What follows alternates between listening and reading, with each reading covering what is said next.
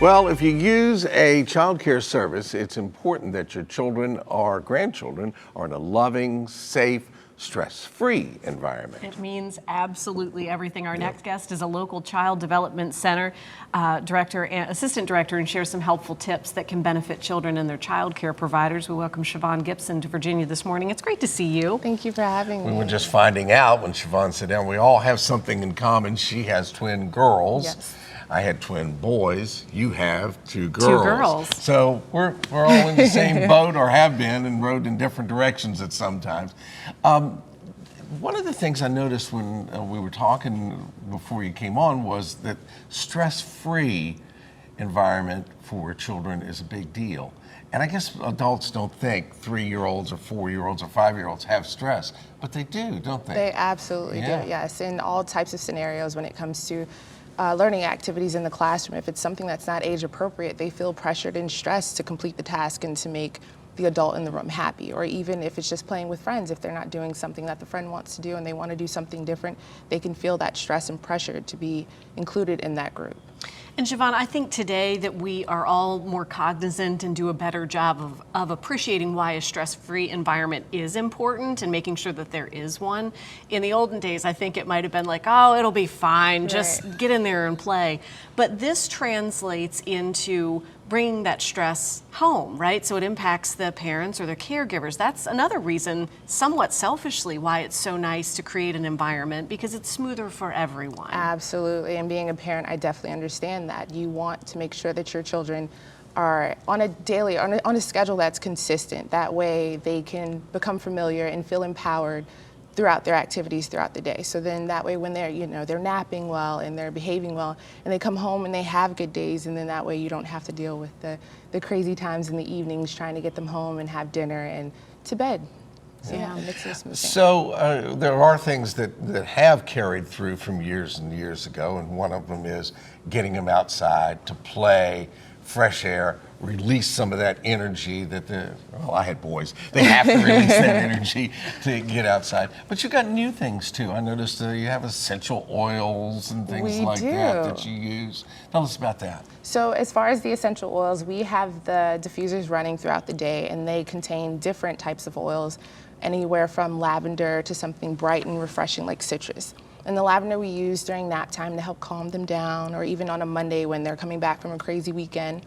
It helps to, to relax them and get them transitioned into nap time and stuff like that. So we need to do that in the office. I have one of those puffers in my office. I just need to remember to fill it up. Exactly, yeah. And then as far as going outside, it's important. They get to work on their cognitive skills, social skills, and their physical skills. So breathing in that fresh air also tires them out for that good nap time that they need. Siobhan, you raise a great point. We all get a case of the Mondays pretty much every week. But taking a second to appreciate how a case of the Mondays impacts young children really puts it in a different perspective. It does. It does. It's, when they come in, you ask them, especially on a Monday, what'd you do this weekend? And it could be something as simple as hanging out with mom on the couch, or if they went on a trip and spent time with with a relative. When they come back, you don't know how long they've been in that car, or how long they were active and busy and, full of whatever that they were doing. So you want to make sure that you're aware of what they've been doing, and you talk to them, and then you get a sense of why they're knocking over blocks that the other children have built. So just having that little intimate time with them, you can definitely assess what they may need for that Monday. The same way we wake up and want coffee, they may need an extra hug or something. Yeah, I'm interested in some of the new things that we didn't have when my kids were in there. You have comfy corners and calming bottles and thinking chair. We had to put our nose in a corner. So this is very different, isn't it? It is. It absolutely is, especially in our JK classroom. They have a thinking chair where they might feel emotions start to rise that they don't know how to deal with. And so instead of taking it out on a friend or anything, they can have a moment to go and sit in the chair and think about what it is, even if it's just to cool off.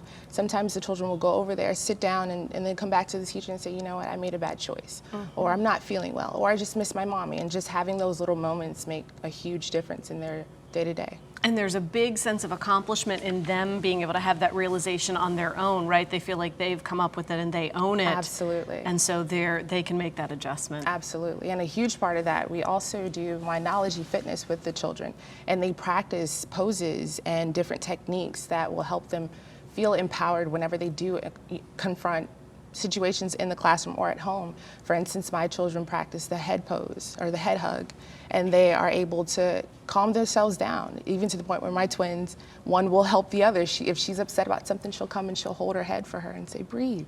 And just something simple like that will make them laugh and forget about whatever it was that they were upset about. I feel like I want to know what the head hug looks So like that now, it right? is. So it's like this. You hold the front of your head and then the Okay. base of the base with your left hand, and you just give a little squeeze. That is actually oddly.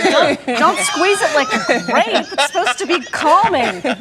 You do, and you practice. For a moment, it was nice. Get a little carried away. Siobhan, thank you so much. Thank you. That was This is- so yeah. good. Thank I you know, very I much. feel calmer. And again, that's the idea. It translates throughout every day. Okay. We appreciate you coming in today. For more information, visit us online later today, WTVR.com/VTM.